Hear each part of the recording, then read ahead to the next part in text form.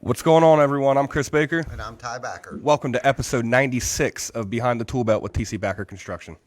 What's going on, everyone? I'm Chris Baker.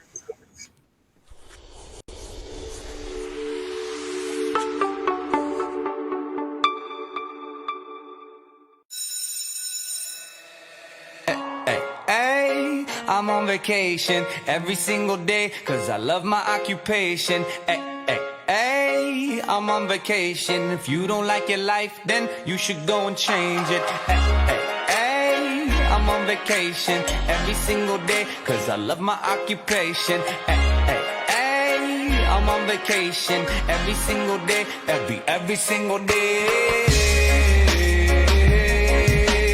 Every single day, every single day. Every single day, every single day.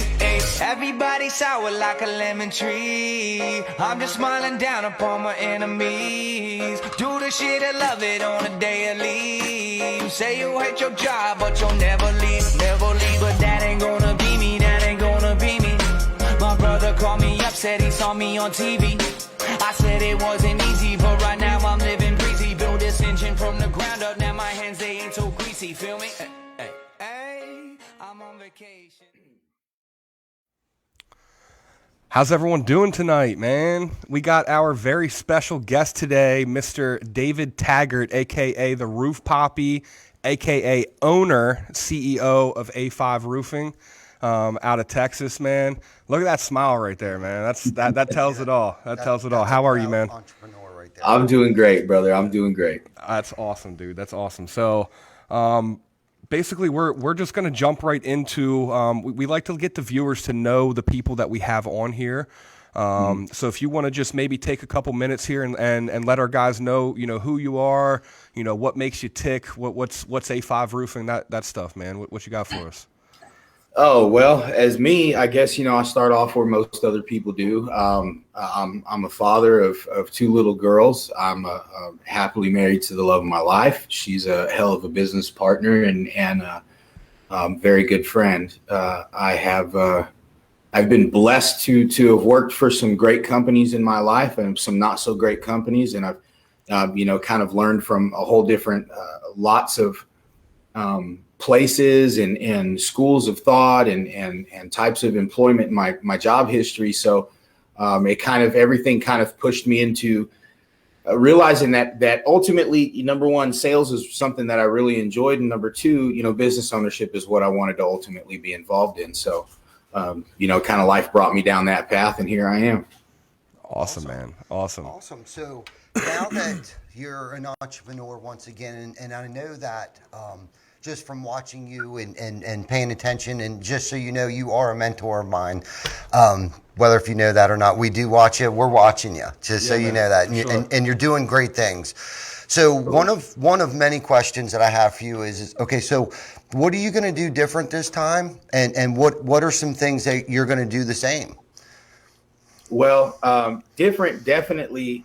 Before, when I had my small business there for a few years, I didn't really understand how to scale it. I didn't understand how to make profit and make money and not being the person that was swinging the hammer. I mean, I with the help of some guys, I've laid hundreds of square feet of tile, hundreds of square feet of drywall a month. I've hung, you name it, brother. I've done it in the construction industry. I ended up becoming a licensed electrician and working for a lot of contractors my whole life in and around people's homes and commercial buildings. I've been able to really figure out a lot of the problem that people, like they say that, employees don't leave bad companies, they leave bad leadership, right? Mm-hmm. Perfect. There's definitely, absolutely a huge relationship that exists, especially in the construction industry, with leadership. And I think that no matter what it is I'm doing, my personal beliefs in how strong that the leadership role is, especially in business, and not just the construction industry, but in business, it's crucial. And so there's something that I definitely want to work on with myself and with my company, and with even with the companies that I consult with, is establishing strong, positive leadership. And I see that that's something that's missing. And so what I'm doing that's a little bit differently, you know, I'm taking the experiences I've had with running complaints up the chain and things not being done and seeing projects fall behind. Like, I have to learn. I want to be the kind of business owner that listens to the feedback that comes up the chain, not just puts information down. Right. I need to know where my sales guys are every week. I need to know that their families are okay, that their marriages are good, that everybody is unified on this front to get better every day. And that's something that I think is much different than other roofing companies. They, you know, I've gone to a roofing contractor before with, you know, a problem with something that I think could be improved on the production side. And the response I got was, well, how many roofs are you going to sell this week? Well, man, if that's all you care about, then, you know, I could sell a bunch. But if you don't have the leadership to handle all the project management that's associated with 100 new claims, what does it matter? Yeah. You know, Exactly. what does it matter what I can't sell more than you can handle, you know? Right. And I don't want to be one of those kinds of business owners. So I'm focusing, number one, my sales guys, they make more money than I do, on each deal. And number two, I want them to know that they have a place here in this culture that cares about not just them as a salesperson, but them as fathers, as wives, as mothers, as husbands. You know, we care about them uniquely and individually. And we just really want to see that sales guys, and I don't care if they stay with me for a year and they decide that they've learned everything they can to open up their own business. Hey, if that's, I have an abundance mindset. Fantastic. Go on about your way. Call me if you need any help. I'm here for you. Mm-hmm. Ed Milet talked to us at RoofCon, and he said, everybody wants to hear four things, man. They want to hear, I love you, I care about you, I believe in you, and I want to help you. Right. And those are the four things that I want to speak to my guys every day. Mm-hmm. Good stuff, man. Very well said. You know, and when you were talking about, you know, you don't care if they hang out for a year or not, there's a saying that ran through my mind is, you know, what if I train him well and he leaves me? And then the other question is what if he doesn't? Yeah. Right. Well, I mean, yeah, like you know, just to kind of add on to that, is that going to hold you back from actually training your men properly? Like, oh my gosh, if I train him good, he's going to leave me. So what? You're just going to have this half-trained guy just running around, just doing whatever? Even in a practical sales application, it doesn't make sense. Like, a lot of roofing contractors don't want their sales guys to know how much they pay for a bundle of shingles, right? Mm-hmm. Why wouldn't you want your sales guy, who's responsible for not going below your margin level on a job, not knowing how much we're paying for this stuff? Yes. Like, you're not going to, oh, well, he's going to know that I'm getting a rebate at the end of the year. Where does he think the money for the Christmas party came from? Right. Exactly. You know, we care about stuff like that. What we care about as sales guys is that you feel so trusting enough. My first roofing contractor I ever worked for, a guy named Andrew Hernandez down in Houston, great friend of mine. You can see every dime that moves around in his CRM every time. Mm-hmm. And I've had people ask me, well, what if he's not calculating it? I said, you know what? The fact that I know I can go look at any second of any day ought to let everybody know that, hey, I can be found out if I'm doing. I've never met somebody that did business with more transparency than that man right there. That's awesome. Yeah, we kind of run a CRM the same exact way. I mean, the sales guys know exactly what they're going to make. They know exactly what the products cost. They know exactly what the labor is going to cost because the hourly rates in there, or if it's subbed out, they know what the labor cost is. I mean, they know everything. That's the easiest thing because, like you said, why would you want them selling below market price? You know what I mean? Mm-hmm. And them losing money, you losing money if you don't have that transparent, because you can't have, see, we used to try to do early on, we used to try to go off like the magic number. Like, okay, you're good at $350 a square. But okay, some you'll win, some you'll lose. But if your expectations for your sales guys, like, look, you got to be at 35%. Well, how do they actually know that with that magic number? If they don't see all of the numbers and what goes into that build, then how can we set expectations on them? Right. If they don't see it. Right. Right. So, well, it's almost like, you know, you expect somebody to grasp an entire concept of something with like still kind of not, I'm not saying withholding information from the salespeople, because I don't think that contractors as a large majority are withholding this information intentionally from the salespeople, but it comes from a place of, number one, mistrust, right? Just like we deal with the objections at the door. When it's about money, it's usually about trust. And so we have contractors that don't trust sales guys because they're sales guys that are like, hey, I'll take my whole pipeline with me and I'll go somewhere else. And then there's contractors that fire sales guys and lock them out of the CRMs, and these guys can't even finish out their jobs. But I mean, I'm not speaking from experience. I'm just speaking from our, the conversations around the campfire. Right. Exactly. But it's all kind of comes down to a lack of transparency and trust in the industry between both the administrative side of the business and the sales side of the business. And that's really something that I hope to try and help fix. Yeah. So one question I got for you, David, why? So you guys are both, you and Jackie are both, we're both very successful people in what you guys did. Jackie being a rock star, with her electrical engineer degree and everything, and doing her thing. Just blowing sales out of the water, working for somebody else. What makes you guys take that unknown plunge, especially in the Dallas, the Texas area, man? Like, you guys got so many people to compete with. Like, how do you just dive into that, man? Like, you guys were already successful. Well, that's a tough one to unpack. I think DFW, because we were already there, right? Mm-hmm. Like I went up to consult with RKG in DFW for a year, and to implement a sales platform and a training platform for them and get the ball rolling down the field there, learning how to teach the sales guys to build profitable deals and kind of working with them on the doors, helping them start tracking some of their KPIs, really putting in a sales culture inside of the sales team, right? Right. Taking some things that I've learned from other guys and implementing ways for them to competitively engage in sales against each other, and try to drum up more business that way through competition and just different things of that nature. And so the plan was to do it for a year. After it was RoofCon, and I'm going to be 100% honest with you. My wife is probably the biggest believer in me. And I think that's sometimes in this industry is true of a lot of our wives. I know I had a conversation with quite a few people, man. Justin Case Keeney's got just a phenomenal story. And Justin and I have kind of been going back and forth and chit-chatting a little bit recently. But our families, our support system is kind of known in this industry for dealing with everything that we deal with, as salespeople and as business owners. I think we all have that in common, man. I mean, Ty's got Jana, you got Jackie, I got Britt, Vic's got Tina. Yeah. I mean, everyone's got a strong woman behind them, man. It's they where go would we through be all without the stuff them? that we do. Yeah. Right. They're not in the sales, but I guarantee you, if you ask Jackie right now about, hey, X contractor, how did David feel about that? He'd say, oh man, there was problems here and there was this problem over there. And then this could have been done differently. And she hears all my complaints. So she knows just as much about the roofing industry as I do. Absolutely.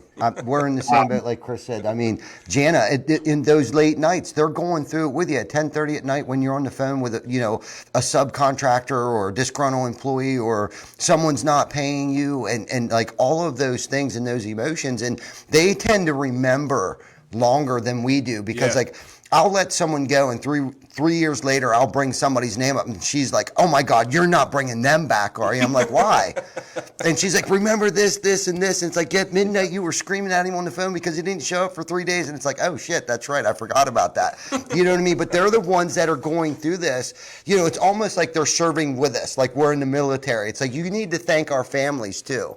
Mm-hmm. Oh, I remember, the first time I ever actually traveled out of town to go chase a storm. And man, I was gone every day. I would leave my house in San Antonio and I would drive up to Austin and I would spend, 8, 9, 10 hours in Austin door knocking all day long. And then I would come home and it would be dark and I would be dead tired and I would go to bed and I would wake up in the morning, hit the gym. And when the sun started coming up, I was on 35 headed back to Austin. And I remember Jackie, one of the first things she was like, you are always gone. And I said, hey, it's like, when the price of diesel is low, the truck driver's got to go, like this is it. This is what we wait all year for things like this. And, this is what we do. And she was like, she's like, man, I mean, this is a lot. Like, you're gone a lot, you know? And I'm like, I don't know what to tell you. Right. You know? Right. No, I get it. This is my industry, you know, this Yeah. is what we do. And so for Jackie and I, really, after coming back after RoofCon and hearing all kind of just, man, I'm going to be honest with you. I have probably, I have some improvement to do when it comes to self-confidence, right? Because there are things that I feel like I am not uniquely qualified to handle. And going to RoofCon, I heard over and over and over again, dude, you are more than qualified to handle this. Why are you still doing it for somebody else? Yeah. It just kind of, I said, okay, you know, we'll do it. And Jackie said, you know, we're in DFW. And I was like, dude, if I can make it happen here with all these people around me, I can do it anywhere, bro. Yeah. I can do it anywhere, man. Absolutely, Let's go. man. No, that's awesome, man. That's awesome. Yeah, that's it's good good that stuff. you got a good support system, because that's very, very important, man. Yes. Shout out to Jackie. Yep, it's huge. It's huge. So now that you're on your own, what are your hopes and aspirations to change about our industry? I hear you talk all the time about, you know, being different. So what is your hopes? What impact do you want to have on our industry of the changes you want to make? Well, I think so. A lot of people have, you know, models for sales, right? A lot of people have that they go from company to company and they implement a specific sales model. You know, there's people that have developed a door-to-door training systems, you know, online. You have Becca Switzer, you got Ben Manchaka, you've got Adam Bensman, you have, you know, all these people that have created things to put in place. I'm trying to find the one program that's available for people to take, the blueprint rather, on integrating leadership in the sales platform and breaking up, you know, like everybody knows, hey, so salespeople, X number of salespeople, you get one sales manager eventually. You have to have people. Yeah, but why? What are the salespeople reporting to the sales managers, and why are they doing that? And is there a leadership structure and a platform that a contractor that's literally my size, first month in, that they can follow to say, oh, this is how you grow and this is how you scale? But focusing mostly, like I said, on the personal development side of this, because I've seen so many people come into the roofing sales and they get past the second round of interviews and they sit down on day one of orientation and they're learning how to knock doors. But these guys don't have the personal accountability to wake up on time. Mm-hmm. These guys don't have the basic fundamental skills that make good salespeople phenomenal salespeople. So why are we skipping over in this industry that and just saying, hey, go get in the truck with Jim and see what Jim can do? No, can you wake up when Jim does? Can you put in the same number of hours Jim can? Because if you can't, I don't need you riding with Jim. I need you coming with me so that I can pour this into you real quick. Mm-hmm. Get you on Jim's level, and then we can start talking about what Jim does and why he does before you ever go get in the truck with Jim. Yeah. So developing kind of a model for that, and creating also the environment where the culture is about caring about people. And even if that means that my sales guys have to make 55% of the gross profits and I make 45% or 60 and 40 or whatever the case may be. I want my sales guys to win, because I also want them to feel like they are uniquely invested in every aspect of ownership of this company. You know, Jackie and I talked about having a CRM system that we use company-wide, so everybody can see the exact same information from the admin side all the way down to the sales guy. Why? Because complete transparency is lacking in the industry. Mm-hmm. My guys need to be able to know that, hey, I trust you enough to not go in there and change things. And now you can trust me enough to show you that when I say I spent $5,000 on labor, that's exactly what it cost. Right. It wasn't $4,200 and I just wrote up $5,000. You know? Right. Those are kind of some of the things that I want to really make. I want people, especially sales guys, and it's really because I spent some time as a sales guys and I realized that, hey, there's a problem when it comes to that side of the industry. I want to be that place where people talk about the culture in A5 and they're like, dude, I want to find a company like that. Like, I want to go work for an A5. That's awesome. Yeah. Man. That's awesome. We try to do the same thing up here, man. We literally live and breathe culture. Mm-hmm. Like, it's like, you know, when we went down to RoofCon, let's talk about how awesome RoofCon is. Mm-hmm. And the difference in the industry, that it is now becoming cool to actually give a shit about other people. You know what I mean? Like, because, dude, like, it used to be like, yo, you got feelings? Like, men don't have feelings. You know what I mean? Yeah. But The same. it's becoming cool to actually ask for help, and not only ask for help, but lend help to other contractors. You know what I mean? Like more and more people are jumping on that bandwagon of, dude, there's enough meat on the bone for all of us. Like, why can't we all win?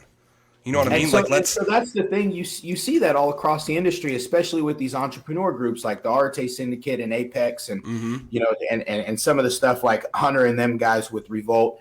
You know, you see a lot of this in the industry where it's like people have realized, hey, sales like the old, and I mean, we're talking about like the Zig Ziglar era of sales, like that stuff's almost dead. And to a point that, you know, because of the advent of Google and social media, and people can find out whether or not you are a good product and or service at the click of a button, it's no longer about, you know, car sales. Like car sales doesn't work. They can buy it offline and not even have to deal with the car sales guy in the parking lot of the dealership. You know, they can, it's about the value now. What am I paying for? What am I getting? You know, I've recently shopped for roofing crews, and I literally offered a roofing crew that was willing to do more in service to me, more money per square. And he's like, man, nobody's paying that a square in Fort Worth. Like, you know, that's not where we start off at. We start down here.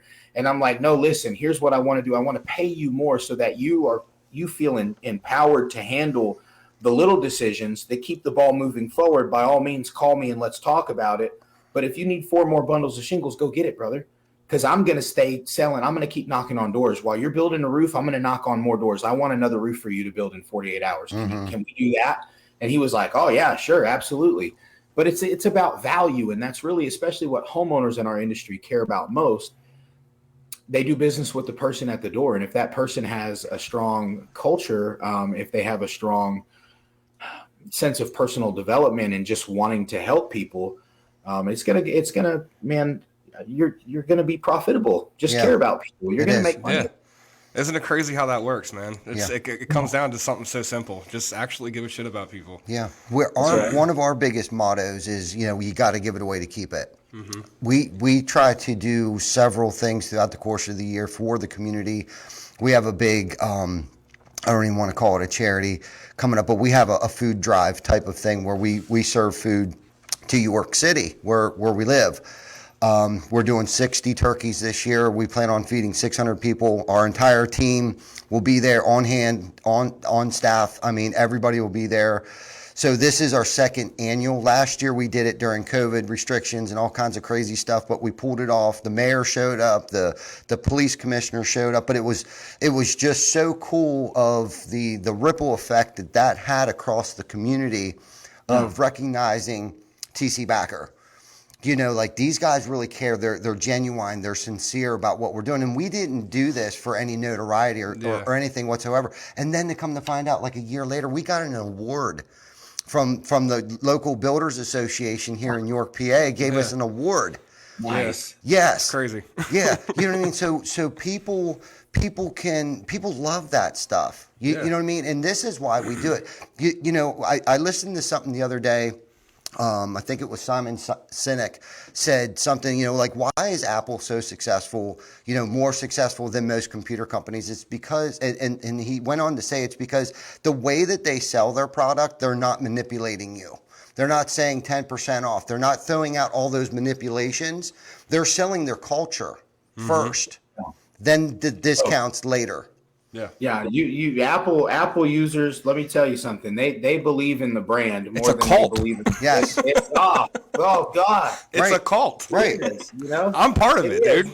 Me too. That's, you know, like a lot of people, I'm part of it too. Like when I made the switch, I would text people and a green bubble would pop up and I would reply with Dude, gross, we ain't talking no more. Right. Good, man. You know, grow up. Become a real adult. Grow up. Yeah. That's good stuff. But no, you know what? It's so important. Like we had this conversation the other day. I was teaching a class and we were talking about culture and branding and how, you know, we will make decisions based on value and we won't even look at the dollar. We were talking about Chick-fil-A and we were talking about the culture of Chick-fil-A. You know, Lee Haight had this whole thing for a long time where he was trying to, you know, he wanted to be the Chick-fil-A of roofing, right? With RCA and stuff. And I'm not a big fan of Chick-fil-A. So not as a culture or a company, but just as a food, right? It's a chicken on bread with a piece of lettuce and some sauce. Okay, great. It's not really that good. I remember Chick-fil-A in the 80s and the 90s when no one really ate at Chick-fil-A. Right? And then at some point in time, around the heyday of social media really took off, Chick-fil-A became super popular. What people love about Chick-fil-A is the culture. They love a couple of things. Number one, they love that there's not a whole lot of options, right? It's simple. That the buying process, Chick-fil-A made it easy to do business with them. What do you want? We got 6 things, right? Or 8 things, or whatever the case may be. Number two, they're always super happy and pleasant. They ask you what your name is. They want to know your name when you pull up to them. And they my pleasure the heck out of you. You know, they call you by your name. Right. When you get up there in the process line, dude, we need to hire the people that designed the operating, like the EOS for Chick-fil-A. We need to hire those people to run our elections and our post office and like all sorts of other facts. They got it figured out, man. They did.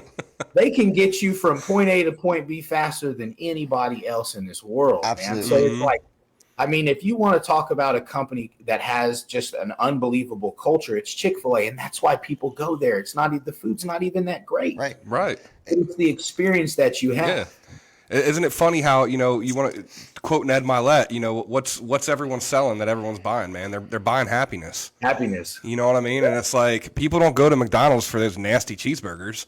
They go for the man, Happy Meals. Let me tell you something. This is a little marketing inside secret. There's a reason we chose building relationships for our tagline. Number one, it's something that we love to do. We actually want to build those long-lasting relationships with each one of our homeowners. And I'm sure that you guys have these stories too. I have homeowners that invited me to their children's military graduation. I have homeowners that have, asked me to attend their family's weddings. I have, homeowners that, hey, we're going up to the lake house for a weekend. Would you and your wife like to come, and so on and so forth. You build those long-term relationships, and that's really where you end up getting the most value from. And I learned that before even being in the roofing industry from guys like Andy Frisella. I'm sure that you guys know who he is. But Andy Frisella ran a podcast called the MF Project for a number of years. And that's really what he talked about, as a company, if all you care about is making $1, you're going to die. Like you're going to be a flash in the pan. And that's all you're going to be. But if you actually care about changing people's lives and helping, that's a commodity that can never get it'll never go away. People will always want to be cared about and taken care of. Yeah, they see that authenticity, man. Yeah, man. Authenticity. And, we had Deshaun on last week, and one of his things that he said is, man, like, you can spot phoniness from a mile away, especially when you're knocking on somebody's door. You can spot phoniness from a mile away. People know authenticity, man. People know it. Yeah, for sure. When you really care about, here's what I'll tell you, man. I care about every one of the sales guys that I've had the opportunity to try and help or to try and speak with or to try and coach or mentor into making more money. It was legitimately because I wanted them to make more money. I would see some of the sales guys and they would see me do something and they would be like, oh man, that must be cool. That must be nice to have this. Let me show you how I got here and let's get you to do this too, right? Because I want you to not feel like, oh, that must be nice. I want you to be like, hey, Dave, that's really nice, man. You know what I mean? Like it feels really good to be able to spend, say, I remember the first time I went to Old Navy. Let me tell you this. I've never in my life been able to go into Old Navy and spend $600 or $700 on my daughter's clothes until I got into like my first 60, 90 days in roofing sales. And I was like, this is incredible. Like you can have this kind of life walking around and just helping people like that. That's really it. And just make sure that nobody falls off a roof. Okay, cool. I can do this. Yeah. and then, it was all sorts of stuff, man. The milestones, the trips with my fiance, then, and now, Jackie and our life together and everything. And it was all a result of two things. Number one, the roofing industry. And number two, genuinely caring about the homeowners and the sales guys that I get an opportunity to work with. I just want to see them win. I want to see them go from where I was to better than where I'm at, to doing to doing bigger and better things than I am. And I mean, and I've told people before, roofing for me, the roofing industry, this is not the end for me. This is just the beginning. This is the means to the ends. I want to use the money that I make in roofing to seed other things eventually. But this is where it's going to start, you know? No, you said it perfectly, man. I can't stand the must be nice person. You know what I mean? It's like one of my favorite videos that you put out, man, is the dude in a Lexus at the gas station was like, "Hey, is that your dad's truck?" Oh God, yeah, I was mad. I was mad about that, man. No, it's like, let me tell you what I had to do to get this truck. No, you know what I mean? It's like I can't stand the must be nice MFer, man. I can't stand that. You know, I have people sometimes say that. You know, I had a dude one time on social media, and he was like, you know, this guy is a social media personality. Like he's, you know, he's just a. Bear with us 1 second, buddy. There it comes. It just came back on. You're good now. Sorry. Well, I was going to say I had somebody one time comment on a Facebook thread, and he was like, you know, who are all these new Instagram, you know, celebrities in the roofing industry? And I've never heard of this guy, and I've never heard of this guy, and they just showed up, right? Like he just showed up in the industry. And no, actually, I've been working on personal development since around 2013, right? Like this has been 9 years in the making for me already, almost 9 years in the making for me. And I've had to grind through 3 years of an entire failing business and working for other people in the process and doing whatever needed to be done to get by. I can't tell you in those 3 years that I was in business how many linear feet of fence hole, like post holes I dug by hand just to put food on the table. And I was building privacy fences all day long in Texas all summer. And it wasn't fun because my competition in Texas was cheap. And I didn't know how to compete with cheap, you know, other than be cheap too, you know. And that's when I realized that I wasn't a very good business owner at the time. And I had some education that I needed to do. So I had the opportunity to work with a guy and get a lot of that. So but the point is, you know, when people say, "Oh, it must be nice," no, it's really, it is now, right? You know, the what it took to get here sucked. You know, all the lessons and the losses and the damn pissed off homeowners and stuff like that. No, man, that stuff sucks. It's nice now, you know, but all you're seeing is what's on the page now. You see the social media, that's the highlight reel, right? That's not behind the scenes stuff. No, the headaches and the problem. No, and nobody sees that stuff. And going back a little bit to, you know, our better halves, and they know what we go through. And I think that gets under Jana's skin more than anyone else is when someone says it must be nice.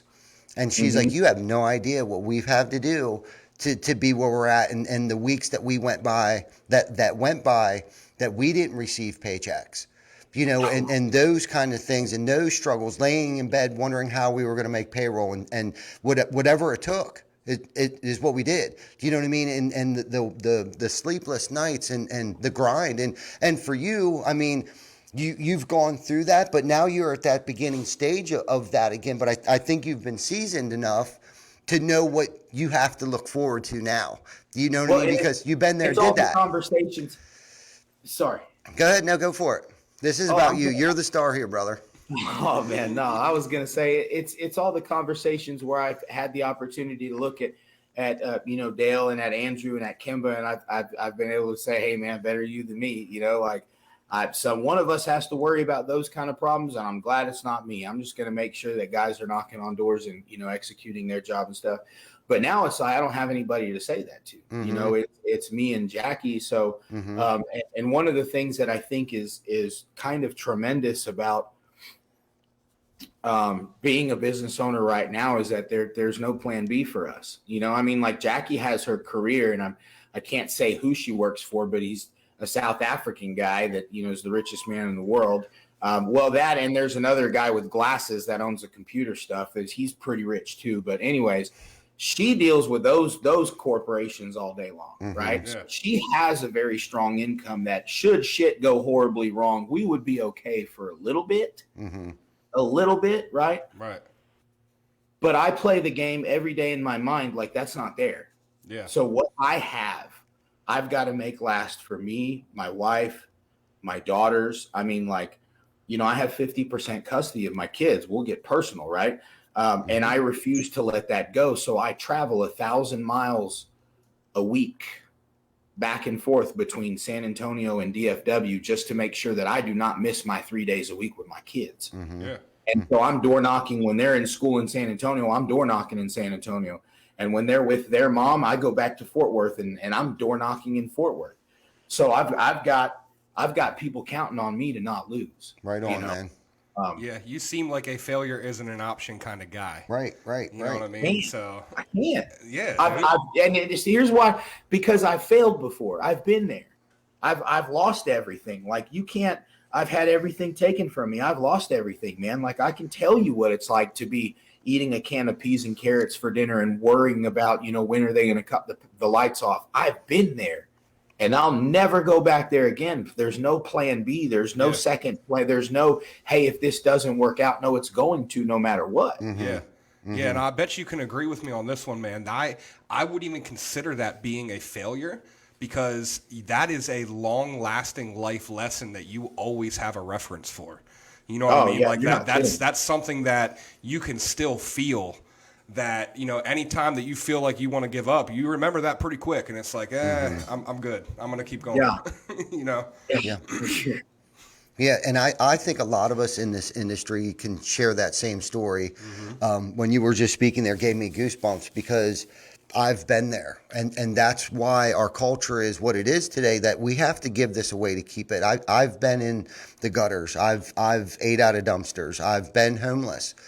I don't ever want to go back there. Now, unfortunately or fortunately, and I say fortunately, like Chris was saying, 99% of that was self-inflicted.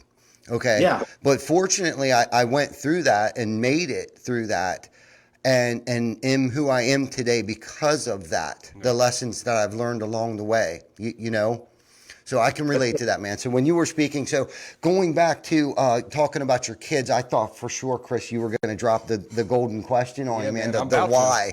It's coming, man. Yeah, it's coming. I thought that was a good segue there. I got a golden question that we ask every guest that comes on here, man. And you're not gonna like my answer. If it is what I think it is, go ahead, brother. Listen, as long as you don't say one word that I don't want it to be, you're good, and I don't think you're gonna say it. So, what drives you, man? Like what, when things get tough, what gets your feet out of bed on the ground every day and keeps you running at a high level, man? Like what motivates you?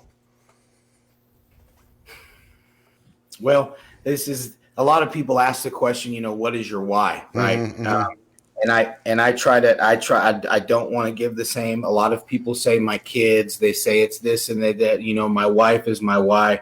My answer in response to that would be, well, then why are you broke, right? If your kids are your why, and that's really why you get up and you do all this stuff, why are you struggling? Why are you still not executing? Why are you still missing the baseball games? Why are you still not spending time with them when you get home from work? If that's your why are you failing at it? So I don't want to establish a why because I have no good reason to. I'm going to be honest with you, and I don't have a good reason to say, hey, I'm in the roofing industry because of this particular situation. The why is why not? Why I don't want to live my life having wasted talent and potential and not doing.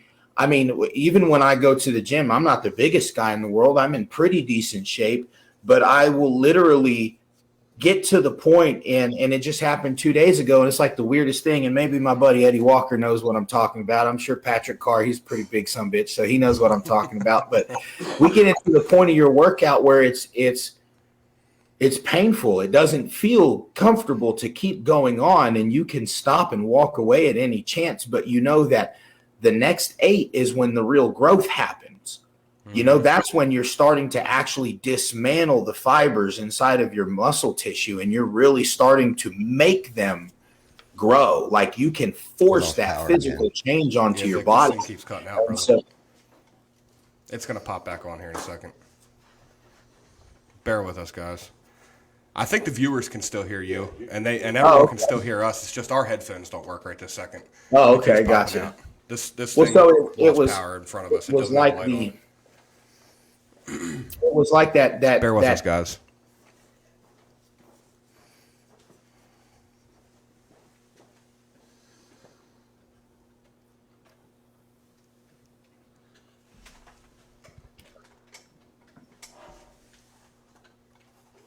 Oh, there it is. All right, we're good. We're golden. Sorry about that, David.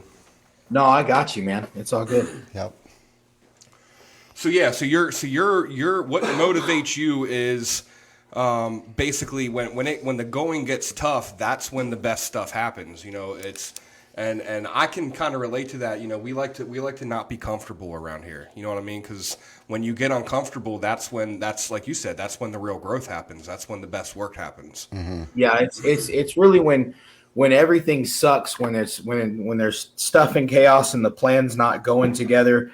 I always kind of have to sit back and remind myself like something really good's fixing to happen on the other side of this. Mm-hmm. So like I can just bear with it and just get through it. There's going to be some good change on the other side. And it doesn't matter like if it's when you're in the gym and you're working that one extra rep, or you know, coming home to two, oh my goodness, a 3-year-old and a 6-year-old after I've been knocking doors and climbing on roofs all day, and it's been hot and I'm sweaty, and these kids don't care nothing about that. They just want to go and spend time with dad. And so, you know, there's sometimes where I pass out on the living room floor and they're just crawling all over me, having the time of their life, and I'm dead asleep, you know, on the floor. But they don't care because they're going to remember, hey, dad was right there. We, you know, flipped him around like a giant teddy bear, and you know, it was okay, but you force yourself to do that stuff. Mm-hmm. And those small deposits into shit that could be put off later, but you're choosing to go through now, is really where I think a lot of the really big personal development comes from. And it's even the same as there's days where I just do not feel like knocking on doors. There's days where I don't want to get out of the truck. And then there's those seconds where I have a decision to make on whether or not I'm going to be the guy that sits on the couch, or if I'm going to be the guy that overcomes that and goes and knocks on doors. So Right on, man. It takes a lot of self-discipline for that because, like you said, you know, you're not relying on a steady salary. You're relying on your feet to carry you to that door and knock on that door and be on top of your game. You know, and make a friend. And that's what we say around here. You know, you're going out there and you're making friends, those lifelong relationships like you were talking about earlier. Yeah. Really, that's what you're doing. You know, and sometimes I just don't want to make a friend today. You know, I get that. You know, you're just not in the mood. You know, self-esteem has a lot to do with it.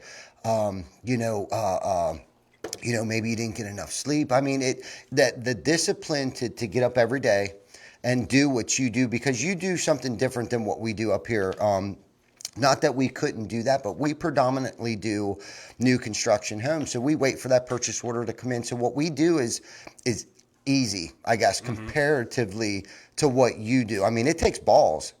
Do you know what I mean? It takes balls to just knock on some random woman or man's door, like, and say, yo, I think there's something wrong with your roof, man, and I think I can help you out with that. Yeah. You know what I mean? It's always, that's the first roof of the day, man. That's the first door of the day. When you walk up to that first door and you're going out door knocking, you just have to keep your feet moving towards their front door, because you're like, well, what if they say no? What if they're not home? What if they already had the roof inspected? What if this neighborhood sucks?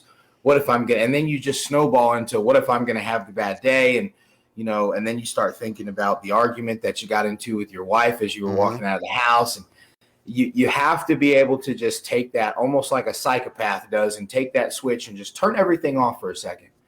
And then just keep walking towards that door. Right. You know, when you get there, you're either going to look really creepy standing there not doing nothing, or you're going to knock on the doorbell and be normal. You know, one of the two. Right. So hopefully you don't walk up there and just stand there like a weirdo. Like a serial killer. Right. I could see myself doing that, as being the weirdo standing in the front yard. They're listening to you talk to yourself on the Ring doorbell and stuff. Right. Oh, all the time. And so, like, I usually, when I see a Ring doorbell, I never hit the ring. This is a little insider secret. Maybe it's not a secret. I don't know. It's just something that I do. Never ring a Ring doorbell. I'll never ring a Ring doorbell. I knock on the door and I always start singing a pop song, like Taylor Swift or something like that. Because if they are listening, they're going to start laughing, and I'm going to know they're listening, and I'm going to get them in a conversation, right? Yeah. But if they aren't listening, then they go back and watch it. They're like, you remember the guy that was singing Taylor Swift on our front door? Like, that's the roofer guy? Yeah, I do remember him. That's a little thing. Make it memorable, man. Chris Voss said the last impression is the lasting impression. So right on, man. Yeah. No, that's good stuff. It is good so, stuff. So personal brand, man. I feel like you're a really good person to kind of talk about personal brand because, people on social media call you the Roof Papi. That's where'd that come from, and how important do you think it is in the industry to, number one, obviously as a company, we want to have a brand, right? We want to have a brand. We want to push that brand forward. But now as a business owner, we can kind of hear the insight on, do you want your salespeople to develop a personal brand for themselves along with your company's brand, or like how do you feel about that? Man, I would be a huge hypocrite if I said that I was opposed to salespeople creating a brand behind themselves, right? Like we can all agree with that. Facts. The fair question to ask would be, why did you do it? And I'll be uniquely honest with you because I realize that sales guys are a necessity in this industry, and that roofing contractors are willing to compete against each other to retain good sales guys, and especially guys that would attract and bring on other sales guys. That is a very valuable thing to have, especially in the roofing industry. If you have a rock star or you have a good sales guy who has a presence in the sales community and other sales guys want to work with the sales guys, how much could I get a roofing contractor to offer me? Right? Like, I'm going to be honest with you. It was all about business. It was all about, let me see, what I can do with this. And I got that advice I had a guy that's, pretty notable in the industry, DM me, and me and him talked back and forth. And he said, man, you really need to go in with this Roof Papi thing. Like, that's really the avenue that's going to springboard you onto the platform that you want to be able to affect the kind of change and the things that you want to do. People have to know you first. Like Grant Cardone says, you don't have to be the best, roofing contractor in the world. You just have to be the best known.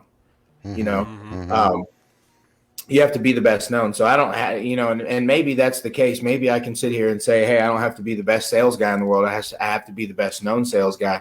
I mean, like the income that I've made speaks for itself. You know what I mean? Like the life that we're able to have, you can't do it broke. Like you for sure can't do this broke.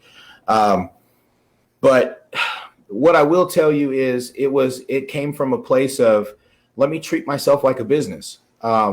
Let me make myself the commodity and let me see where that can take me from. That is sales. I was selling roofs and I was selling myself as a brand, as a salesperson. And it opened up doors and opportunities to network with other people. So, like Jacob Fuchs has, he did the Daisy Fuchs thing for a long time. And then, he had that sort of a brand going for him. And that was just like his social media stuff. It's good for marketability. I had people call the roofing contractor that I was most recently with, and from Facebook lead, and they would call and they would say, hey, I need my roof inspected, but I want the Roof Papi to do it. Mm-hmm. It was something about that made them call, and they hey, I want the Roof Papi to do my roof, and okay, cool. I wouldn't discourage it in sales guys, but I would definitely want to make sure that whatever their brand persona was in line with our core values. And then for me, because I don't think the Roof Papi it's not a person. It's like a mindset, right? So, and everybody has a little Roof Papi in them, right? Like everybody has that guy that comes out when you celebrate signing 13 claims in one day, right? Mm-hmm. You hit those milestones and you're just fly as shit and you're feeling really good on the way home, and the sun's hitting you just right and the windows are rolled down just the right amount, and just the right song comes on iTunes, and you put your Ray-Bans down for the day and you thank God, like Ice Cube said, today was a good day. Mm-hmm. That's a Roof Papi moment, right? Right. And then I have those other moments, the Roof Papi moments, where it's lunch and I've been knocking on doors since 9:30, and I'm hit, man. I'm beat. I'm shit's going on at home.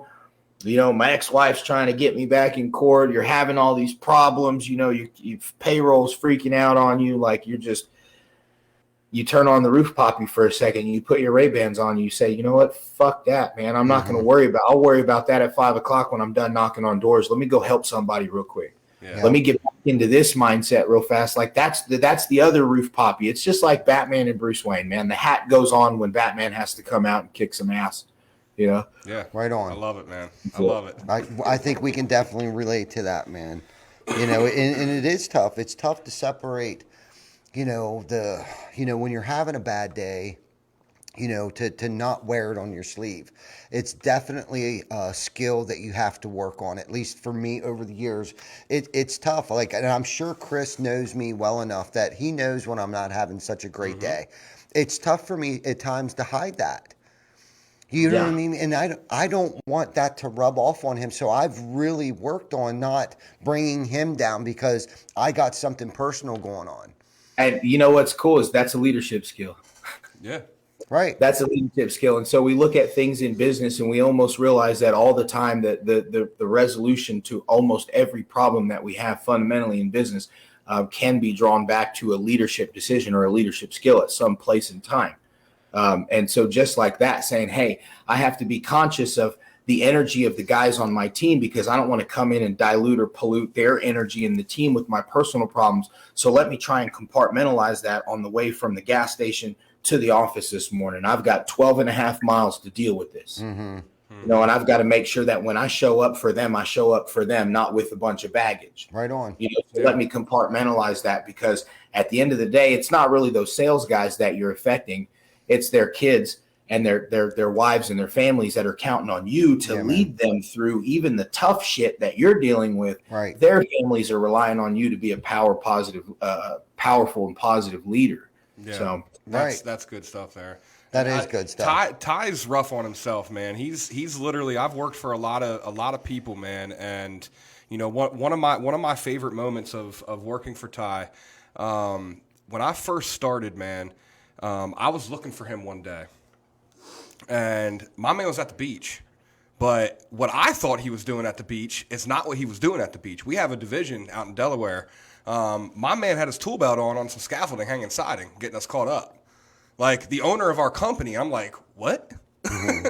What the hell do you mean? Like, where I come from, the owners sit behind the desk and they sign checks and they just tell you what to do. And they don't really even know what they're talking about, but they just own a company and they just tell you what to do. You know what I mean? Yeah. So like, that was when I gained the most respect for him, because it was like, my man's actually in the trenches. Like, he gives a shit about this. And, our first meeting that we had, it was like, it's not just you guys, you got 5 people at home that you're supporting, Chris. All my subcontractors, they got families. Like, I'm responsible for their grandkids. I'm responsible for their aunt that they take care of. That, you know what I mean? I'm responsible for all of that stuff. Like, it's not just y'all. You know what I mean? If you ask us how many people we got working for us, how many people we sign on a payroll check is one thing, but how many people are those payroll checks affecting on a weekly basis? You know what I mean? Like, that's where his mindset is. You know what I mean? And like, that's the guy I want to follow. You know what I mean? So it makes it so much easier when you have those leadership skills and you value the people that you are in business with and that are helping you grow. It's really noticeable, man. And the shit's contagious. That mindset is so contagious. It makes me want to work harder. You know what I mean? When I got a guy that I literally can't beat to the office, and he's the one that owns the shit. Like, he doesn't have to come in at 5 a.m. He doesn't have to come in early. You know that's what I mean? leadership by command, not leadership by demand. There's definitely a difference. There's a lot of the, I'm the boss and this is the way we're going to do it kind of people out there. And then there's the kind of business owners, like, they walk into the office and that, hey, shit's getting done now. You know what I mean? Like, this guy, and I've worked for those people. I've had those unique experiences, and they sometimes weren't even the owners of the company. I had an interaction one time where a guy came in, another business owner from another state came in. I gave him a tour of the office, met with him, talked with him, got some bottled water from the break room for him and his son, and so on and so forth. And he called me after we hung out and chit-chatted for a little bit. And like I said, toured the office, kind of explained everybody's role and stuff to him and gave him the whole grand deal. He called me back and he said, hey, man, you know what? I thought my son asked me a question and I thought that it was just cool as hell that he asked that question. I said, well, what was it? And he said, he asked me, Dad, is Dave the owner? And I said, no, son, he's not the owner. And he goes, oh, I thought he was the owner of the company. Mm-hmm. Well, see, the thing is I think everybody has an obligation to conduct themselves like they do have a vested interest in the success, the long-term success of the companies that they're with. And I want my sales guys to know that I feel that way. So that way, when they come to me and they ask me, hey, can we go do trainings at this place, or can we get this stuff? Absolutely, we can. Let's go get this. I want you to do better. And if that's what you think you need to do better in this industry is a certification from this place or this class or this class, then by all means, let's go do it. Yeah. Right. Let's get you that tool or that experience. And even more so, conduct yourself as if you were. Yeah. You know, every time that phone rings, answer the phone like it's somebody waiting to hand you 50 grand. Yeah. No, and every time someone asks you for advice, and you know, I can't tell you how many times people have asked me, hey, do you mind if I can, you know, get a few minutes on the phone with you? Go ahead, call me. Here's my cell phone number. Give me a ring. Let's talk. And it'll be an hour and a half conversation where we're talking about changing the whole sales structure of their company. And they're like, what do I owe you? Nothing, man. Just, you know, call me in 2 weeks and let me know how it worked. Let's do that. Pay me like that. Call me and let me know if it worked. If it didn't, we'll work on it again. Come on. Awesome. Yeah. Yeah. Yeah. That's good shit. No, and I like how you said that. I think that's kind of how, you know, and by no means am I perfect, man. I was raised in the old school way of running a business or a crew. You know what I mean? Of putting the fear of God in somebody. It's my way or the highway kind of thing. Yeah. So I've done it both ways, and I've done it kind of in between where, you know, I've gotten run over and I was the doormat too. So it's a fine balancing act of like, okay, when should I hold somebody accountable for something? When should I be leading by example? And one of the things that has probably has hurt me was, or is, I mean, you know, now it's yeah, I'm here at 5 a.m. in the morning, between 5 and 5:30, and you know, I was taught that I needed to be the first one here and the last one to leave. But what that has done to me is that, you know, now it's like our people have come accustomed to that, you know, and so now what do I do? What do I now? I got to be here every day, the first one here and the last one to leave, dude. So like I've imprisoned myself within my business because wow. So where's the pivot? What do you do? Right, exactly. You know what I'm saying? But like Chris said, I think that they've been around me long enough. If I'm not here, I'm doing something work related. I don't care if I'm in Mexico or if I'm in Florida or if I'm down in Delaware. You know what I mean? So thinking about it a little bit more now, like Chris said, it's like they know I'm doing something that is going to help the business or something that's related to business. And God damn it, if he's not, like, the man deserves it. You know what I mean? Like, you are allowed to go somewhere and not take your laptop if you want to, man. Right, right. That's right. Well, that's really important that you guys have that dynamic and that relationship exists there when we know, hey, if the captain's not at the helm, there's a good reason for it. Right. My question to you is then, as the captain at the helm, I'm going to flip the script on you. I'm going to ask you, because you obviously have been in business ownership longer than me. What do you do when you have somebody in leadership that you know, like you said, you got to hold them accountable for something? Mm-hmm. You know, like how do you navigate that process? Like you said, hey, you've allowed something to continue for a while, and now you got to nip it in the bud. You just said the key right there. Don't stuff it. You need to nip it in the butt right away. The more you stuff it, the more resentment you get, the more resentful you get towards that person. And then people notice that, okay? Their coworkers, your teammates notice that you're allowing that to happen. So then it spreads like cancer, and then everyone else thinks they can do whatever, or they're untouchable because he's over here yelling at me, but he's not yelling at him about that. So the worst thing that you can do is hold on to it. You need to nip it in the butt. And usually a lot of times it's a lot easier, because if I stuff it, because then when I deal with it after stuffing it for so long, I come out of the side of my neck then. Okay. But if I deal with it right away, it's not so personal then. It's like, yo, check yourself before you wreck yourself, homie, because everyone's watching, or whatever the case might be, whatever's going on. Like, let's say they're showing up late every other day, or first and foremost, why are you showing up? You got something going on at home? Is there something I can do to help you? You know what I mean? And your approach, how you approach that person, a lot of times has a lot to do with the outcome, you know, how they're going to react. Like, you're not coming at them like, yo, Why are you late all the time? Now it's kind of like, okay, why, is something going on at home or whatever the situation might be. A lot of times, and being in sales, it's how you approach it. Yeah. You know what I mean? It's like, how can I help you? Is something going on? But when I stuff those things, it gets bad. It's not good for anybody. It ruins the culture, man. And unfortunately, I've had to learn that the hard way, man, where like we like to the point where I felt like it almost ruined our culture because I allowed this one particular individual just walk all over me. Wow. For a while, and that's where when I was talking about earlier, where I've been the doormat too.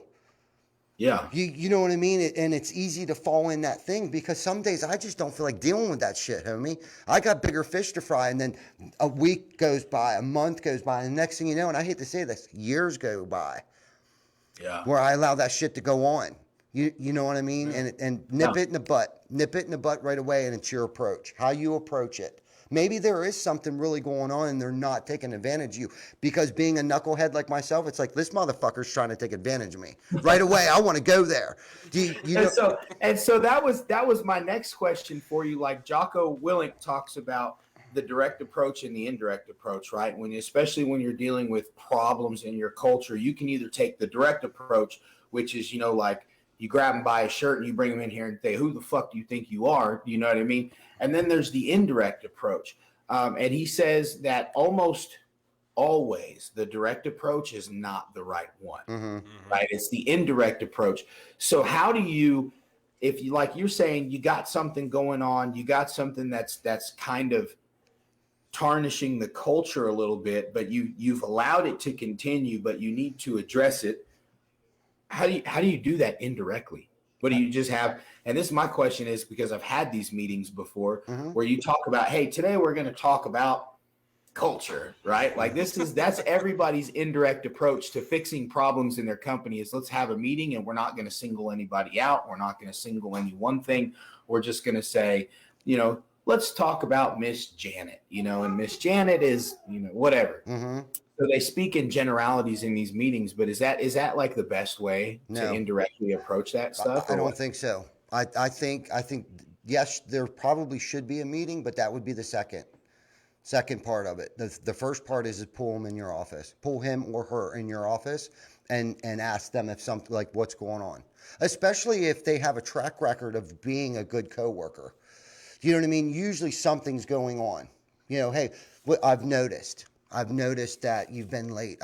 I noticed whatever the case might be. And a lot of times people are real receptive to that, and they'll get gut honest, real with you. Like, okay, this is what's going on. And it's like, okay, go ahead. It's funny that you say that. I implemented a strategy one time and I got kind of like kind of this look like, why would we do this? Why would that be any of the business? But what it was the sales guys, when they go to get a draw request, right? Usually the sales guys will say, hey, I need to do, and I don't know if your company does this. I know a lot of roofing companies will with their sales guys that are typically, producing sales guys. Yep. They would go for, they would say a $1,000 or $2,000 max on your draw per job or something like that. But I wanted to know as a sales manager, every time somebody submitted a draw request, I wanted to know. And the question I was met with was, but why? Is because they're asking for money, and that's not really something that they're comfortable doing. Most sales guys, we only take draws, man, when shit's really bad at home, right? Like money's tight. Hey, this $2,000 is, I got to pay my rent. Like I need this. As a sales manager, that's throwing up all kinds of red flags for me. Why are my sales guys asking for draws? And so even the one time that I noticed this one individual had 2 draw requests in a month. And that was enough for me to pull him into my office and say, hey, brother, what's going on? And he was like, nothing, man. Everything's cool. And I'm like, shut my door, man. Let's talk. And we get into this hour and 35-minute conversation about shit just ain't right at home. And it's taking him off the doors, and it's occupying his mind, and it's this, that, and the other. And it had nothing to do with roofing, had nothing to do with commissions. It had nothing to do with the industry at all, one bit whatsoever. it was a problem at home that was occupying so much of his time that he didn't even have the energy to try and go help anybody else because he was so helpless at that time. Mm-hmm. And I said, no, bro, I love you too much to let you sit through this alone. Let's fucking figure this out. Right on, man. It's the symptom of the illness was my sales guys are taking draws. Yep. Why are they taking? There's plenty. We just had a hailstorm with 356,000 homes affected in North Fort Worth. Why are y'all taking draws? Mm-hmm. Let's talk about that. Yeah. So you have to know, man. Like you have to know, and that was the direct approach. I had to take the direct approach with this, because I felt like, hey, if I take the indirect approach and it doesn't work, I might lose time. This guy may go into a debt that he can't get out of. Yeah. And before you know it, he's taking a job, fixing lawnmowers for $10 an hour instead of, jumping into this. So right on. And that goes a long ways too, because right there and then you guys, if you didn't already have a good relationship, it's better now. You guys had something special on a personal level. Like you actually showed that you cared. Like, yo, dude, what's going on? You lended your ear for an hour and a half, man. Yeah. You know what I mean? And being in a leadership position, sometimes you're a marriage counselor, sometimes you're all kinds of things, dude. It's some days it's crazy. You know what I mean? But that as a leader, because if we sincerely care and it's really not about the money and we really want to see people prosper and do good for themselves and their family, that's what we have to do. And I don't even feel obligated to do that today. You know what I mean? But I sincerely care about how people are doing. Are they able to provide for their families? And you said this numerous times. You want to see your guys driving nice trucks and pulling up on brand new Harley Davidsons. You know what I mean? That's what makes my heart happy today. That's what I want to change about this industry today. You know what's really cool, and I'll give you this little anecdote. When Jackie and I met with our first 2 sales guys that we brought on, we invited their wives and their families out to dinner. And we went to a place where the kids could go play, and all the 6 of us could sit down and talk. Mm-hmm. And I looked at these men's wives, and I said, "How can I help them?" And I'm gonna ask y'all because y'all know everything that they complain about, the stuff that they won't tell me that is failing them where they're at now or what they're doing now. How do I help? How can I be different? Mm-hmm. What do I do?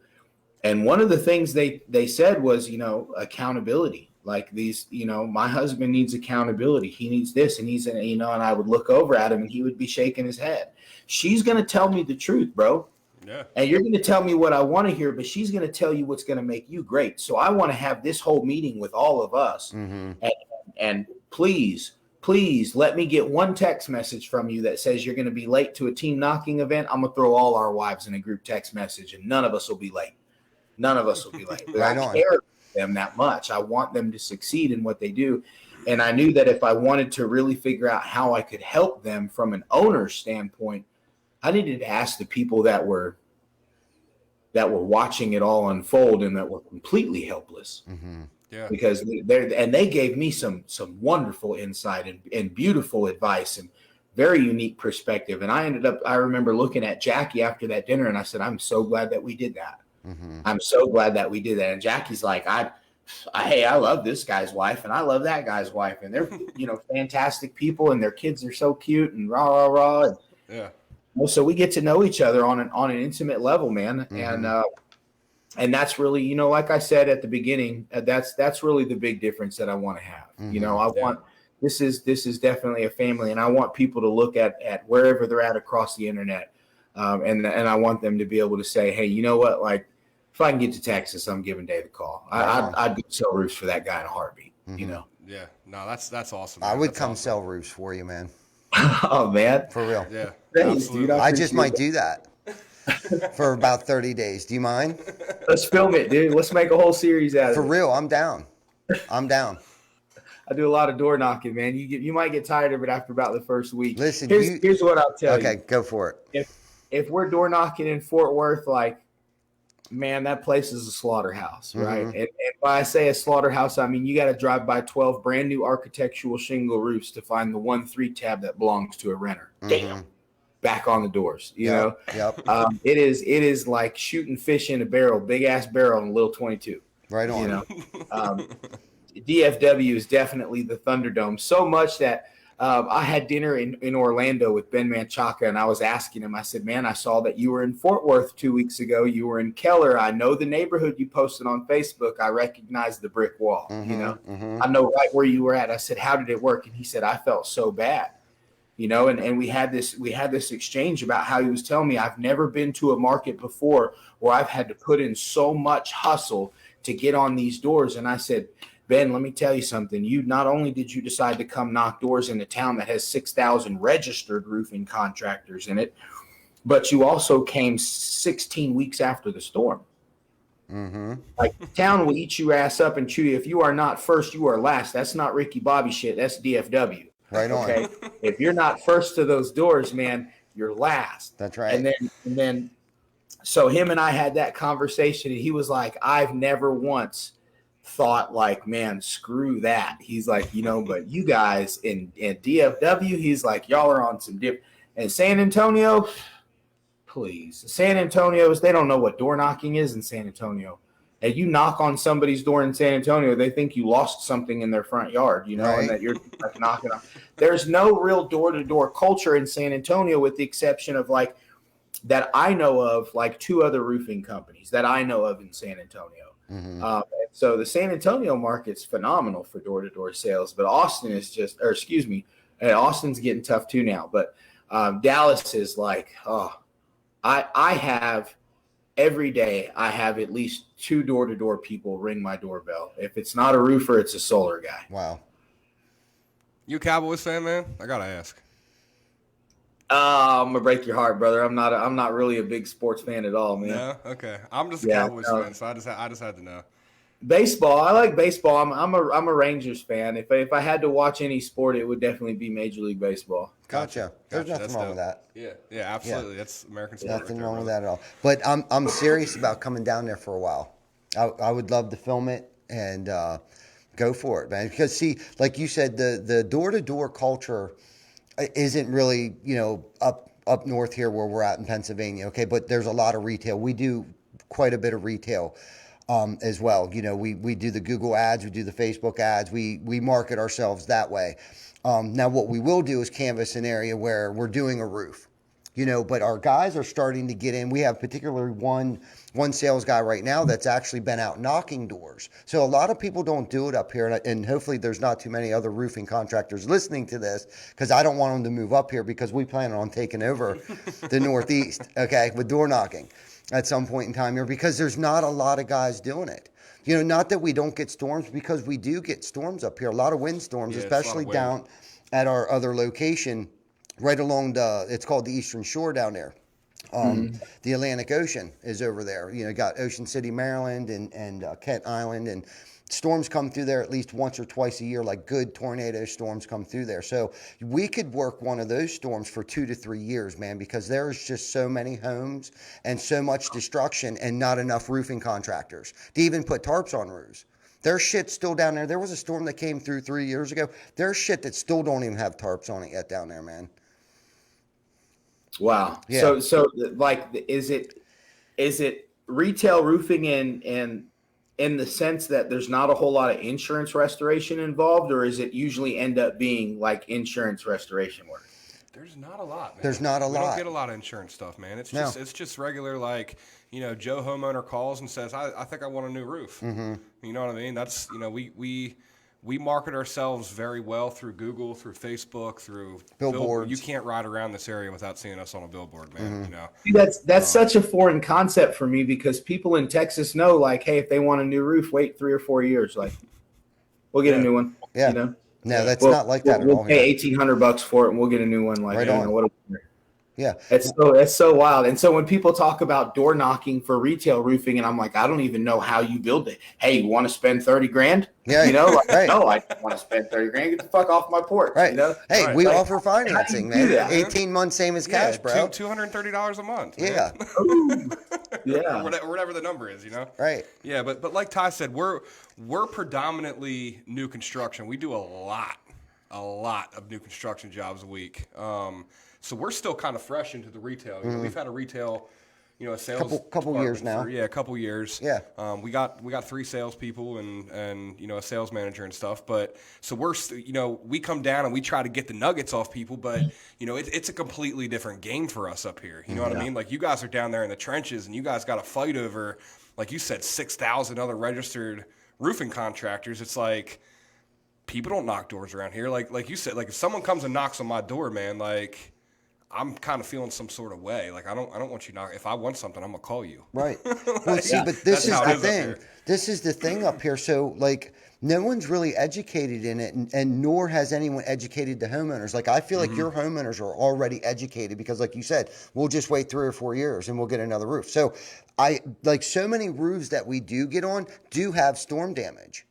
They don't even know it because no one's been knocking their door. And the other cool thing is we've been in the game so long, we're going back and putting roofs on roofs that we put on 20 years ago. Yeah, in new construction. Because now y'all know, hey, we got 75-mile winds down there in the southeast. Let's go. That's right. Yeah, and not even that, David. Just to make it even better, Ty put there's a specific community that Ty, when he first started, he put brand new construction roof on a brand new home. He put a 15-year shingle on. You know what I mean? Like, back then, the 3 tabs, they're 15 to 20-year shingles. It's now time to replace that roof just out of the regular age of the roof. You know what I mean? So now we can go out and we know he knows he's got the in on where was he installing shingles 15 years ago, 20 years ago. You know what I mean? Let's go to those communities because I know that they're ready for roofs. You know what I mean? So that's the game that we can now play now, and that's what he's just starting to get into. Yes. So we have that's where we need your help. So when either I'm coming to you or you're coming up here. Really, that's why we sucked you into the show. That was our ulterior motive. I mean, look, I've never been to Pennsylvania. Let's go. Well, get your ass up here. Let's do this, man. Bro, it's awesome up here, man. It's awesome. Let's work it. I need some. Y'all got tall trees up there? Yes. Yeah. And fun fact, Pennsylvania actually has a Pennsylvania Grand Canyon, they call it, which is the second biggest gorge in land, I guess you would call it, next to the Grand Canyon. And we actually have the top stargazing spot in the country. It is about 2 hours from our house, man. It's amazing. So Pennsylvania is beautiful. It is. It's a really beautiful state. But you want to talk about beauty, man. How the hell did you end up in Alaska putting EPDM roofs on? Tell us about that. They put rubber roofs on in Alaska? Like, I never knew that. Yeah, so funny story, man. I started framing houses when I was like 16 years old, and I won't say the name of the company that was employing my underage ass to frame houses, but they built a lot of houses in Texas, right? So here I was learning from some of these framers from Monterrey and just different parts of Mexico that are very renowned for their framing and their cutting skills. And if you ever need a good house framer, especially a custom framer, guys that can do stairs like with their eyes closed, find you a framer from Monterrey. They're some of the best in the world. Wow. And they're tight within like a 1/16 of an inch. They're just like, they're on the line, man. Their cuts are phenomenal. So I had an opportunity to learn, residential stick framing from a guy from Monterrey, and that kind of grew into just working with my hands, and building decks and fences and stuff like that. I ended up long time ago meeting a girl in Texas that was from Alaska. We go to Alaska. I get a job building roof trusses because this is what I knew, right? Like, and we're building them in a manufacturing plant with, laser beams shining down on this giant table, telling us where to put all these webs and trusses and stuff. And we're nailing these things together. Well, that same company that builds residential roof trusses also had a plant in Anchorage that they built giant modular buildings for the oil field, and they had a spot for 2 lead framers to go in and build roof systems. And so when I say a roof system, I mean our the table that we built the entire roofing system of this small modular building on was about 30 feet wide by 65 foot long. It was a big steel table about waist high. And what we would do is we would go outside to the lumber pile, and first we would go to the drywall, and we would lay all the drywall down on this table, paper side, brown paper up, finished face down. And then we would build an entire roof out of 2x12s with double joist rim on top of that drywall, standing up like this. And we would build this entire roofing system, the parapet wall lip with 2x6s and stuff all the way around. We would deck the whole thing, but we would build it on the drywall, and a guy would come in and he would 2-part glue the back of the drywall to the 2x12 joists that we built. And then they would come in and spray foam, 2-part urethane expanding foam, this whole cavity shut so it was insulated. We would deck it with 3/4 and nail everything off. And then it was time to roll EPDM on it. Well, before we did that, they would pick it up with a giant crane and they would roll in the rest of the modular building that they've been building in wall sections and panels and floors. And we would set that whole roofing system down, and a forklift would crane up this big old roll of EPDM and a couple of buckets of glue and, some hand tools. And man, off we would go pushing EPDM down the line. And that was that was my first experience in roofing, man. That's crazy, man. So you guys would actually build the rubber roofs inside. Oh, we would build the entire building. Like if you would take like a Holiday Inn and imagine cutting it into rectangles, cubes. Yeah. Building those cubes, 20 cubes makes one hotel. Right. And you build an entire hotel with the ephes on the outside and stucco and windows, and literally these things would go on trucks to oil field man camps with bunk beds and sheets and blankets and pillows already in the rooms. Wow. And all we had to do was a crane would stack them on top of each other, and it would make a 3-story building with 220 rooms and an administrative office, a dental office, a kitchen, a laundry facilities, shower facilities. Like we would build entire man camps in the oil field inside of a warehouse in Anchorage. Wow, that's crazy. Because when you were telling that story, the first thing I thought of was like, I'm an old commercial guy, so that's where I cut my teeth. I cut my teeth on rubber roofs, big warehouses and stuff. And I'm like, how the hell is he putting rubber on in Alaska, man? You can't glue under 40 degrees. Like, how are you putting a rubber roof on indoors? And we build this shit indoors all year, 24/7, man. That place, that's crazy, that place, man. Yeah, it is a phenomenal company. The guy that owns it, his name's Mark. He definitely knew what he was doing when he created that system. We built all the man camps for like a BP and Exxon, Shell. A lot of huge production. A lot of grueling hours. So that's dope, man. That's dope. Yeah, that is good stuff. I worked for a similar place like that. We built modular homes, and we would put the roofs on. Like it would sit on a crane. They'd set it on the floor. The trusses would be sheeted, and we would actually shingle the trusses and the sheeting on the floor, like the roof on the floor. Then they would lift it up because all of the other walls were being built, and they just it was like an assembly line, basically. Yeah. Modular homes, and then they would crane them up on trucks, and they would haul them out and set them on the foundations, and yeah, it's crazy. All climate control, and that was it. That's probably the what I refer to as the most dangerous industry inside of the most dangerous industry that you can think of. Right you on. Take the construction industry and you smack it inside of a warehouse, like a plant. Now we're building buildings in a manufacturing setting with cranes and equipment and machinery. What could go wrong? That's right? crazy. Yeah, man. That's crazy. Yeah. We learned real quickly that that the gas, and it's called sodium by something.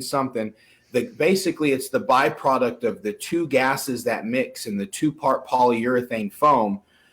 It's highly toxic and it smells like almonds, like ammonia, but it doesn't start to convert to ammonia bisulfide or something like that until it would fill up the shop. And we had these giant heaters way up in the corners that would constantly burn propane that were heating the shop up. And we realized that when we started getting dizzy, it was because we were spraying too much polyurethane and that stuff was changing to ammonium bisulfide, and we were going to die if we didn't get out, Right. Back in the day. Alaska's the Wild West of OSHA Right? laws, and they don't really, there's not too much up there. Those Good are the stuff. good old days. Yeah, man, for real. Everyone's got those crazy construction stories, man. And it's like, you remember that time that we probably should have died? Right? Yeah. You would be like walking around in Alaska framing a roof, and you'd have to go open the doors, man, because we were fixing to start dropping like flies if we didn't. Right on. Yeah, man, that's wild, dude. That's wild. Yeah. Well, David, it's been an absolute pleasure, man, having you on here. We went way over our time, but honestly, man, this shit ain't scripted, man. We just kind of do this every week, and it's kind of stuck for a while. So we enjoy it, and we enjoyed having you on here, man, for sure. Hopefully we can do it again. You know, once you guys really get kicking off down there in Texas with your A5 thing. Which actually, by the way, real quick, I wanted to ask this question: why A5? You're an Audi guy, right? Is that what it is? Oh yeah. So the Audi, the A5 was like, that was the car that I had my eyes on for a few years prior to, you know, ever getting in roofing. And it was just like, hey, if I can ever get to a point where I can afford that car, like I'm good, right? Like I must be good. And then 6 months into roofing sales, I bought it, and I was like, okay, this is the milestone. This is not the destination. This is just the milestone. Yeah. And so it became a joke, right? To some of my friends in the roofing industry, like, oh, Dave, you know, does good at roofing, and he buys a, you know, a sports car, as opposed to, you know, buying a truck. Well, I had a huge F-250 company truck. What do I need to buy a pickup truck? I have one for throwing shingles in the bed of, and now I have a car for when I'm not driving my company truck. So I don't need another truck. You know, I need a car. And matter of fact, I need an Audi, and I need it to be an A5, and I need it to be fast as shit and all black.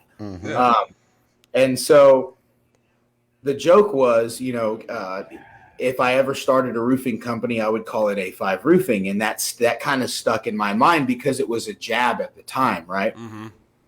And then when I had the opportunity to go up to Fort Worth, before I ever took a job in Fort Worth, I actually put my ladder and my Cougar paws in my Audi, and I drove from 3 o'clock in the morning. I got to Fort Worth at 8 a.m. They had a hailstorm hit at 2:30 that morning in Joshua, northwest of Fort Worth. And I said, I'm going to knock doors, and I'm going to do it in my Audi, and I'm putting my ladder in my trunk. I have no business cards. I have no company shirt. I have no SEO. I have no nothing. Let me go see if I can put some books on the table. And I drove in my Audi up there at 8 in the morning in Fort Worth, and I put 4 deals on the books. Awesome. And that's when I realized, like, if I can sell cars out of a fucking A5, I can do it out of anything. Right on. And if I can do it in Fort Worth, where I have no support, no nothing, I can knock doors anywhere. Like it is me. It's not the truck. It's not the shirt. It's not the anything. So just as a kind of a big fuck you to everybody said that I couldn't do it, you know, hey, A5 Roofing is what we're going to call it. Right on. Awesome. And then for me, it's just kind of a reminder that this is where it started. You know, it started with the vision. It started with the desire. I wanted that car, you know, so I was willing to go out and work for whatever it was going to take for me to get there. And that was just a product of the hustle. So the A5 Roofing to me is just kind of it's a reminder of just it's time to reach another milestone, you know, like like I said, the A5 was a milestone, and that's all it was. But selling it for the truck, I've got the stepdaddest F-150 in the whole world right now. I've seen it, man. I've seen it. I love that it. thing is on 17-inch rims and like 28-inch tires, bro. It's so sick. Nice. It's actually factory height. I'm the only roofer I know that has a stock height truck, you know? Yeah, man. But dude, I couldn't be so much more proud of that truck, man. Like I love that pickup. That's gonna be a tough one to let go of, man. My first truck. Yeah. My first company truck, rather. Yep. You know? Yep. Congratulations, man. Dude, you definitely absolutely, deserved man. it. You know, Absolutely. Good for you. I'm excited for you. I hope we stay in touch. I know we'll stay in touch. Yeah. It's been a pleasure meeting you, man. I love your energy. It rubs off. You're a great leader. And like I said, man, I've been stalking you for a minute, and just wanted you to know that you're a big influence in how I conduct business today. And I know you're going to make a huge impact on this industry, man. So very awesome. well said, man. Thank you. You got friends up here in PA, man. You ever in the area? You know, definitely check us out. Same if we're ever in Texas, man. We'll definitely check you out. Oh, we're coming to Texas, homie. Oh no, I'm coming. I'm coming to PA. Look, listen, I've heard. I don't know what part of PA y'all are in, or like where it's close to Philly. My wife, she's been to Philadelphia for business, and she keeps talking about real Philly cheesesteaks. Yeah, man, brother. Let's I do just this. like we're like an hour and 45 minutes cold away. weather, anyways. You know, like I'm a cold weather and big trees kind of guy, and she's a Philly cheesesteak kind of woman. So, like, hey, man, if we got to come knock on doors for you guys up there in Philadelphia to get both of those two things, You just let me know when, man. Dude, I'm on we the will way. show you all the good cheesesteak spots in Philadelphia, Yeah, man. absolutely. I'm so All the excited. good ones. I All the got a good ones. fun fact for you. You know, Pennsylvania was named after, or William Penn actually named Pennsylvania. So Penn, William Penn, and then Sylvania actually stands for lots of woods. Just so you know that. Penn, lots of woods. Yeah. Okay. Yeah. Yes, basically Dope. Penn's Yeah. woods. Yep. Yes. Yeah, we have Okay. definitely have a lot of woods up here, man. Yeah. It's So a there's a beautiful lot of place. trees.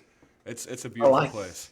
But honestly, man, it might be one of the only places in the country that we can experience 4 seasons in one day. Right. That's You know what what I I'm mean? talking Like about. it's like we wake up, it's cold as fuck.